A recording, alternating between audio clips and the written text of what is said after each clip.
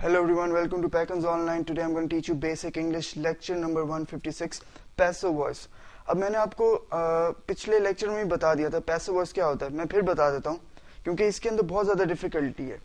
जब किसी चीज के अंदर बहुत ज्यादा डिफिकल्टी होती है मैं उसको बार बार रिपीट करता हूँ कि जब आप इस पूरे कोर्स से जा रहे हैं तो आपको वो बार बार रिवाइज हो सके. Alright, first object, then verb and then subject. So what is this? First you have to tell me the object, then verb and then subject. Passive voice के अंदर मैं आपको एक चीज बताना चाहूंगा, रूल्स में भी होता है मगर इसके अंदर हमेशा थर्ड फॉर्म ऑफ वर्ब लगती है. फॉर एग्जांपल अगर आप कह रहे हैं ना ईट, एट, ईटन, इसके अंदर ईटन लगेगी, आप एट नहीं लिख सकते, थर्ड फॉर्म वर्ब होगी.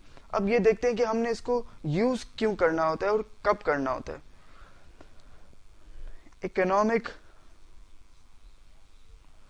policy was announced. अब एक मुल्क की जो इकोनॉमिक पॉलिसी है वो बहुत इंपॉर्टेंट है ना. यस वो है. तो जब कोई चीज बहुत इंपॉर्टेंट है तो वो किसने उसको किया था? बाय द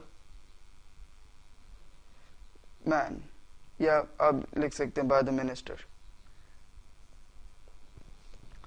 तो इकोनॉमिक पॉलिसी है वो पूरे मुल्क के को गवर्न करेगी, तो वो ज्यादा इंपॉर्टेंट है. तो आप क्या लिखेंगे?